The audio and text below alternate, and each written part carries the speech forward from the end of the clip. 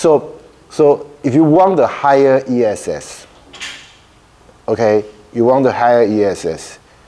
The higher the ESS, the better, the more accurate and the stable picture of the posterior distribution you can obtain. Okay, so how high do you need? Okay, if you want to have like a very good estimate of the 95% HDI, this book suggests like a 10,000 ESS. Okay, this is ESS, not like the N. Okay, it's like the number of effective sample size should be 10,000. But if you look at like the textbook that we have, okay, they only use 2,000 most of the time. 2,000 is equivalent because we have 3 chains, right? So it's 6,000. Okay, the reason the author of the textbook thinks this is good enough is because the textbook, the mcmc-6 package, in the mcmc-6 package, the sampling algorithm is more advanced, okay, than the one that was used in this package. Okay, so but still, like 6,000, you normally end up having like around like 5,000 effective sample size. It should be relatively okay. Okay, but some people will think, okay, you probably need a higher ESS. Okay, maybe twice of like 5,000, so it makes like 10,000. But the more important thing is you look at this ESS value, okay, and you look at some of those statistics, okay. If those statistics are more looks good, you normally can accept that. And also, okay, as I said, like you want the higher ESS, right? So how to increase the ESS? The easiest way is you just increase the N, right? I mean, if like 2,000 is not enough, you can obviously set it to 5,000, okay? And as I said, like for the current computer, like hardware, setting the sample size to be 5,000 or even 10,000 is not going to be an issue. You just wait for another couple of seconds, okay? It shouldn't be more than a minute, and you can get a pretty good estimate of the posterior distribution. So this is obviously one way to do it. Another way to do it, obviously, is to use a better sampling technique. Okay, and a lot of this like package, because they already have this, remember, in the mcmc-6, you have those 500 steps as a burn-in period, right? And those burn-in periods actually help the package to determine the best sampling technique automatically for you. So they normally will use the best sampling technique for you. Okay, so you normally don't need to determine the best sampling algorithm by yourself. Okay, I'm not saying you cannot tune it by yourself. Okay, you can still tune it by yourself, but I'm saying like a lot of this package now make this tuning automatic. Okay, so you can rely on this mechanism. Okay, you don't need to worry about this thing. Okay. Okay, so I just want to point out this. Okay, ESS. Okay, which is an important concept, but well, we have like a. So this is pretty much the other part, okay. Another thing I want to tell you, okay, but I'm running. I don't want to cover that material because that's a little bit too much. But remember, I told you some sampling techniques tend to have problems when your parameters are highly correlated. If you remember, we intentionally create such an example by generating like x1 and x2. We intentionally to make them highly correlated, okay? And then I told you okay, the sampling process may be affected because of these parameters are highly correlated. So you may ask, so which type of sampling techniques could be affected by the highly correlated parameters? Okay, for example, the Gibbs sampler. Okay, I don't think I will cover this one, okay, for this class, but I just want to point out there are some sampling techniques that may have such a problem, okay.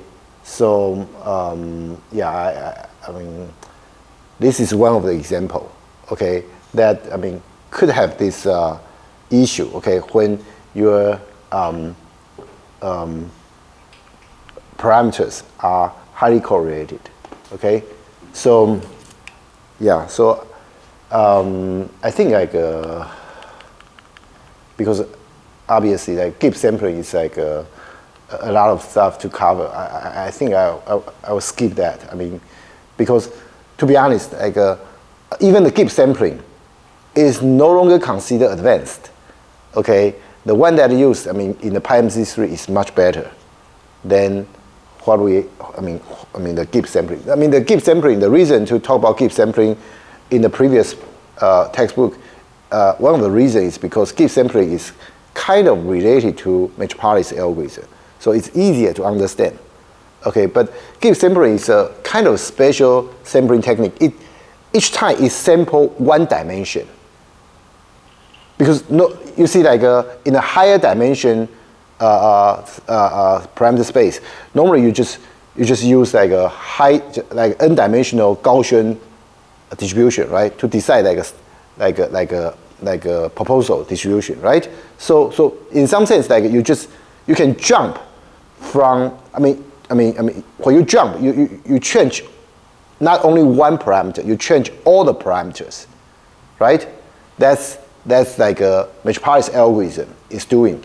But for Gibbs sampling, okay, it's every time you just jump, you just change one dimension. The other dimension value remains the same. So it's a very special sampling technique. Okay, but it's relatively easy to understand. And its mathematics can be derived. So that's why, okay, the other textbook cover that. But as I said, this is no longer considered the most advanced one anyway. Okay, so yeah, I think I will stop. Okay, just right here because the other part of the of these slides are not really that useful to our class anyway.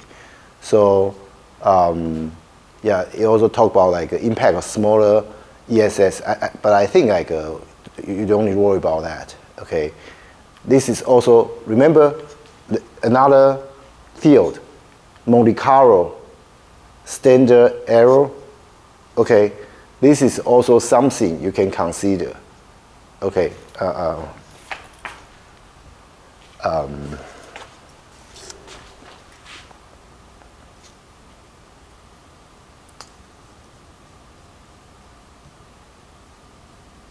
Where is it?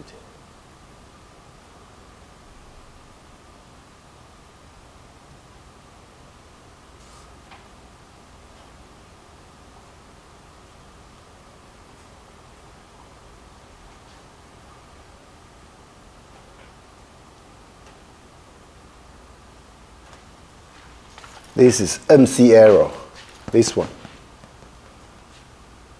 Okay, but most of the time this arrow is not going to be an issue. Okay, but if you are interested, I mean, you can check out the meaning of this field. Okay, in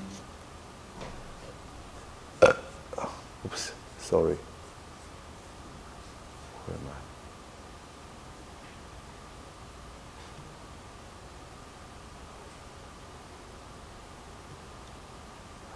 I? In this one. Okay. So I think that's about it for today. We'll stop it here, okay?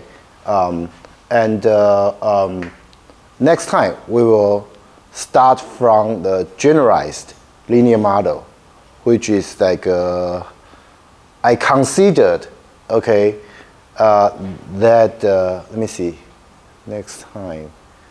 How many lectures do we still have? 1, 2.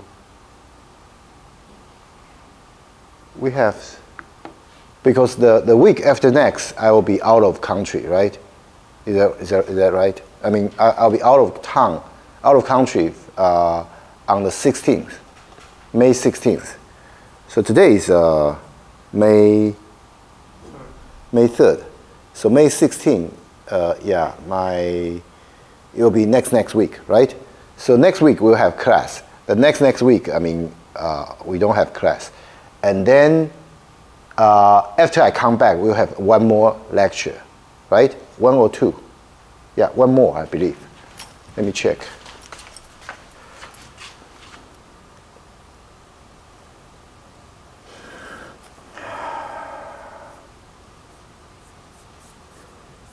Oops, here. It's next week, and the week after next is I'm going out of country, and then yeah, after I come back, oh, we have 2 more lectures. Okay, one for the 24th, one for the 31st. Okay, and then when we have the final exam, and then the presentation of the term project.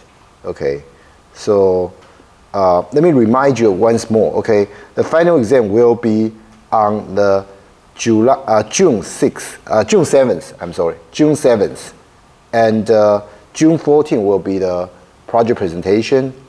Okay, so we have 3 lectures.